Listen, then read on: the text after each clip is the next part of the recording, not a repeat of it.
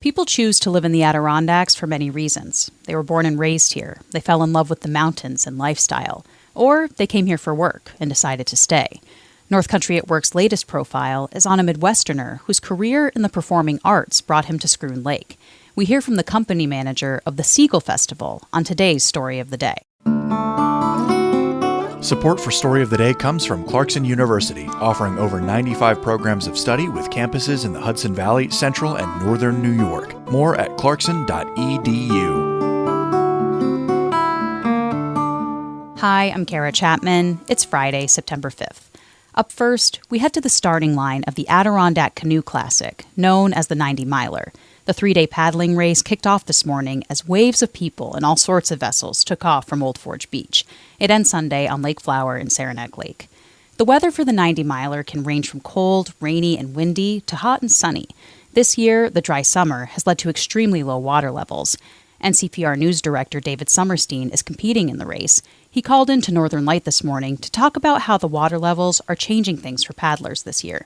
The people who run the race are urging, saying, hey, there's going to be places where only one boat can fit through at a time. So everybody's going to just have to be more patient. You can't pass. You got to sort of, hold in your competitive animal a little bit and, be polite and kind to everybody as we deal with these low water levels. But the race should be able to go on, is, going to go on. And there's no place that's not passable. It'll just be a little bit more carrying in certain places and, hopefully not scratching too much on some boulders or anything. David was joined at the starting line by fellow paddler Hannah Nugent, who's originally from Watertown.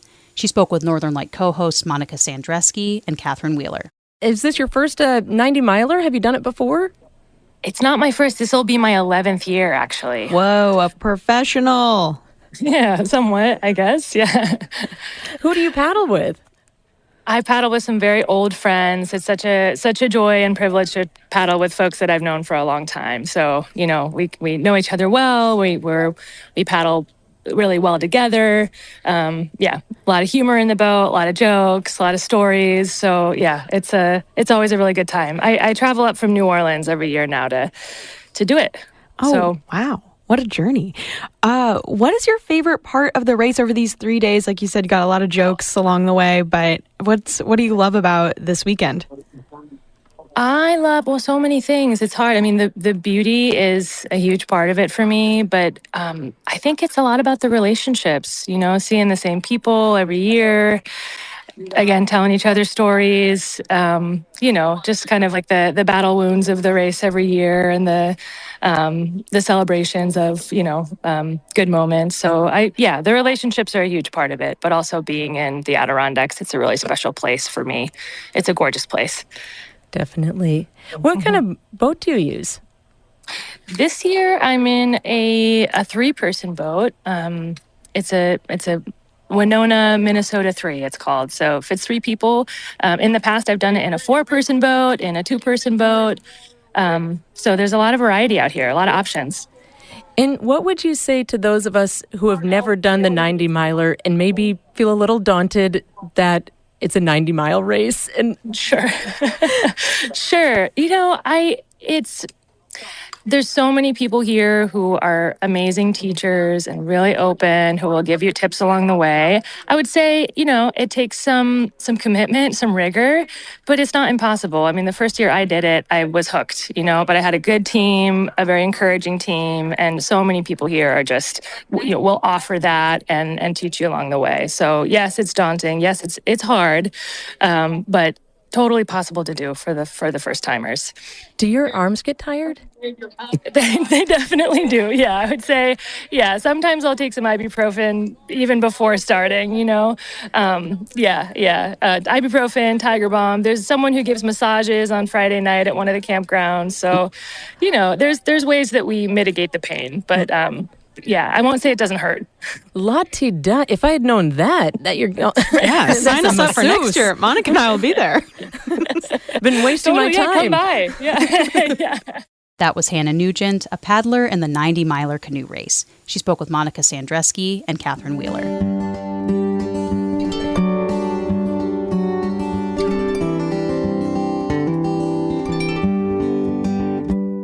So many people dream of a career in the performing arts, acting, singing, you name it.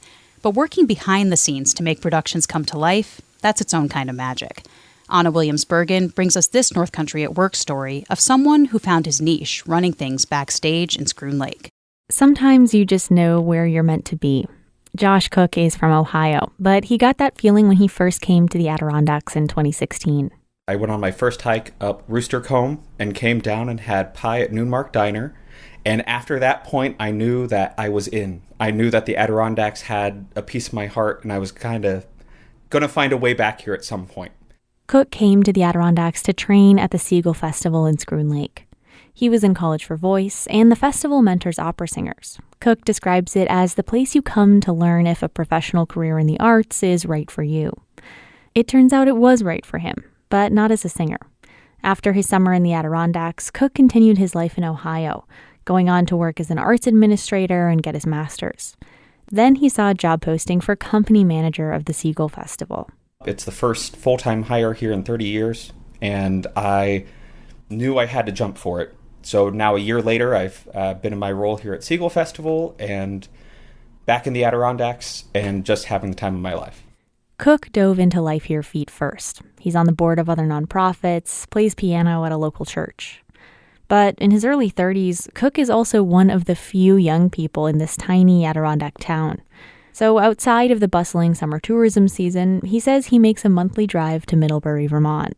I'm more than happy to drive 45 minutes to an hour to go be with people my own age. Getting to be in the park, getting to work in the field that I love and at a place that I love is as important, if not more so, than that piece. This is the kind of work that you have to love. You don't get paid that much, and it kind of becomes your life. This summer, I have mapped my entire summer in 30-minute increments from 5 in the morning until about 11 at night, because that's the general working day, 6 days a week, for 9 weeks. It's not about the money, it's about the mission.